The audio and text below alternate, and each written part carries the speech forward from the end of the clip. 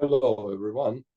So today I'm going to show you how to use spreadsheets to build a basic prompt constructor. Let's call it this way. An instrument that you can use when you need to operate with a lot of prompts with many parameters in them. Yeah, so this is the template of that spreadsheet. Yeah, so we have a table of 3 columns in here and many rows, actually 200 rows. And it's so what is the purpose? The purpose is to have your prompt like this, yeah, split into phrases, words, and parameters. So this is an example, a prompt that creates a list of vocabulary with translation and page transcription.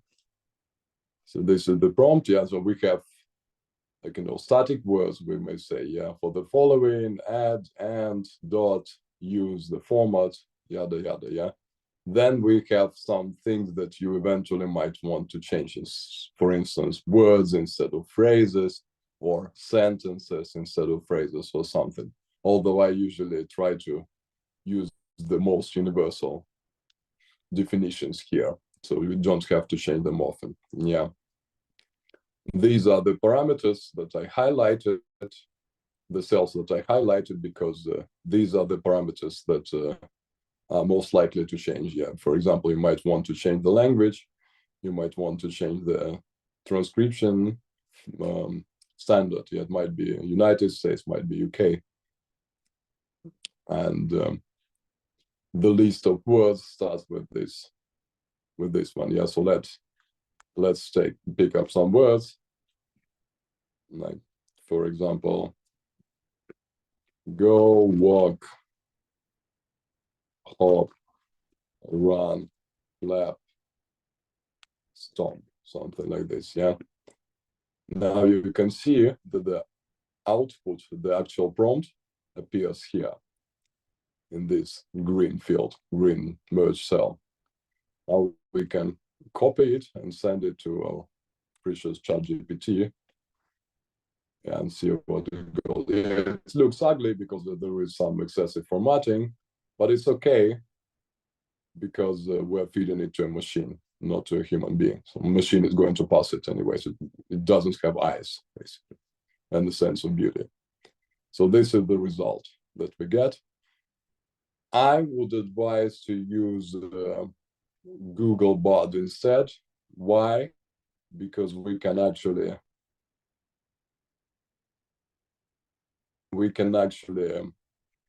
get the table out of it. One moment, something goes wrong. I probably have to change account. It might take some time.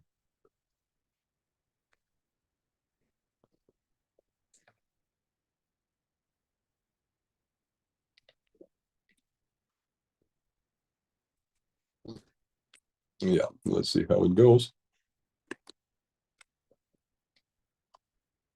Well, for some reason, it wants to insert an image in here. So how we can bypass it? We can copy the prompt in a plain text editor, yeah, like Notepad or Notes for Mac users, yeah, and then copy it back. Let's see how it goes. It still has the image, but it's okay. It cannot understand it. We will just redo the prompt. Yeah, so it understands it. And see, it has this export to sheets option.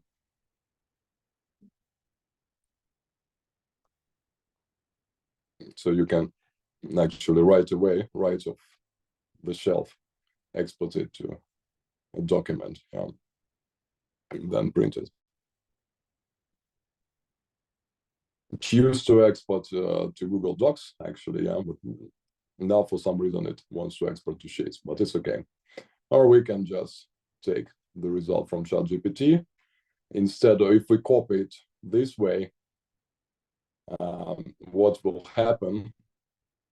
It will be copied as plain text, yeah, like this. See? So what we can do, we can copy the table manually by selecting it, copying it, and there we go. Yeah, but it's very visible that it was created by ChatGPT because it steals the formatting. So we click on paste option smart tag. No, it wouldn't work this way. Yeah. So we can just change the color manually.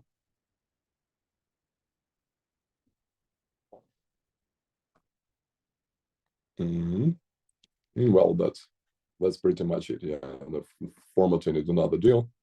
Let's get back to our spreadsheet. So now, how does it work? It has this formula text join that joins all the cells starting with B2 with this one, yeah, up to D202. Yeah. Yeah, this parameter, this is the delimiter, yeah, which character should it use to delimit the text of each cell. Yeah, and true means that it will ignore empty cells. Yeah, so it will not paste the whole lot of white spaces to separate non-existent text of empty cells. That's how it works. Well, pretty basic thing. Yeah, that's pretty much it about the spreadsheet. Yeah.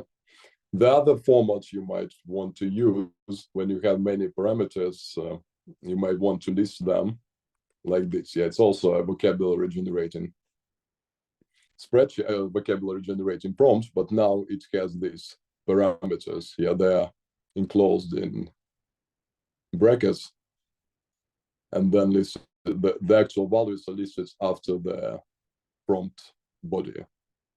Yeah, so we can highlight it and use it all together. Number of words, number of collocations. Yeah, I might want to put dots in here, although it's not necessary, just as an eye candy, let's say. Yeah, so this one will generate vocabulary for an IELTS lesson. Yeah, you can use it. You can see what it looks like, the output. So it adds the word, that's collocation for it, and sample sentences.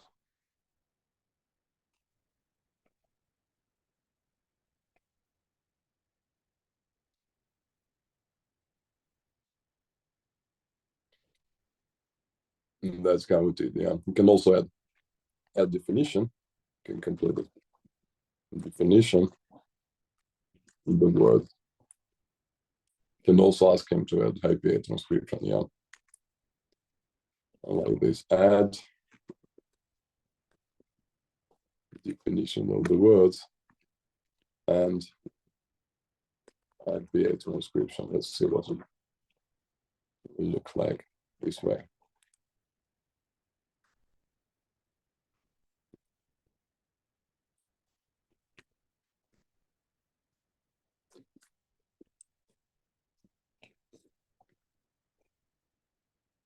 Yeah, much more pleasant output, and see if now it works. Now at least it's in the form of an actual list, vertical stuff. So we can, for instance, we can just copy these collocations and paste them in prompt number 1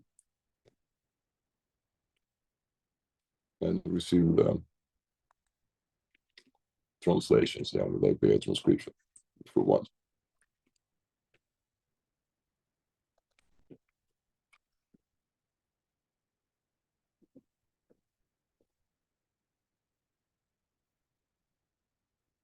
So that's pretty much it. Yeah, a few more things.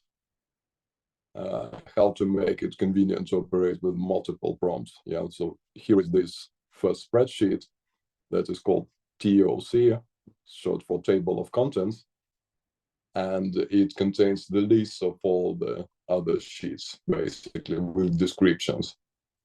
Now, I use the Microsoft Excel, so I use a macro to generate the spreadsheet. Yeah, what does it look like? For instance, we create a new spreadsheet. Yeah, we copy the template, the empty one. TPL means template. Yeah, so we copy it, for example, yeah, the spreadsheet, something like that. And then we press Control Shift T, and it generates the table of contents. Well, it should be at least. Well, for some reason it does not. Okay, let's check out what happens. This probably didn't put there. Yes, Control Shift T. Okay, well, this one. Okay, yeah, sorry about that. So yeah, so see, now it works. I forgot to assign the hotkey on it. Yeah, so now it works, and it sends us there. Now each spreadsheet that was created as a copy of this template has this link back to talk. So it should be back to talk like this. Yeah.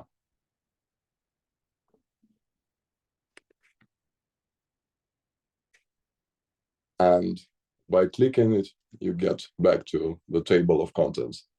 Yeah, what it does, it basically finds that TLC spreadsheet, erases it, if it exists, erases it and creates it anew. And that's how it works. Nothing complicated. Yeah. Now, where does the description come from? The description comes from F1 cell of each spreadsheet. Yeah, so you can, when you create a spreadsheet, you can fill the cell with the description you like. And there you go. Yeah, and this is just a reference, so it will automatically change. And that's how it is. Yeah, now I actually have much more prompts than this spreadsheet this workbook contains, but it's a bit messy because I was using it mainly for myself. So you can see there are many prompts, but they're messed up. They do not follow any order whatsoever. So I will gradually extract them from the old one and bring them to the new one, the pretty one, let's say, so I can share it with you guys. And I know that there are some users of Google Sheets out there, yeah. Although I prefer Microsoft Excel because it's much more powerful, but it's also costs you money. Yeah, I pay $100 per year for Microsoft 365 subscription. Yeah, so I checked out if it is possible to use it with Google Sheets, and yes, it's actually possible. What we do, we open Google Sheets, new spreadsheet list. Yeah, then we click this stuff. Yeah, file picker. Yeah, and then we click upload tab in here. Yes, and we can import the Excel spreadsheet. Might take some time, not much though.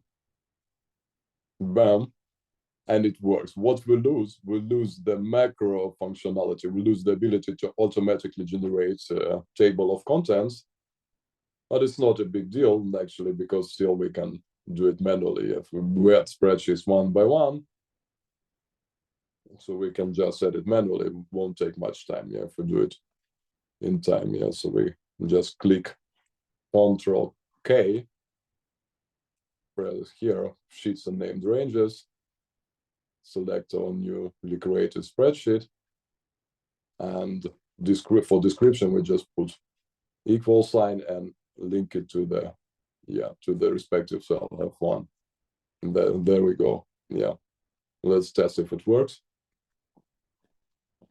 Should be working now. Yeah, so now it works. So that's pretty much it for today. This is how we can use Excel or Google Sheets to create a basic prompts library, which would be convenient to use, and we can then use, for instance, we can add and remove parameters in an easy way. I can highlight them, as you have seen, and stuff like that. So I hope this will be useful for you guys, and yeah, have a lovely time using it. You will find the link in the either video description or comments. depend on which video post I will post this on. Yeah, so goodbye.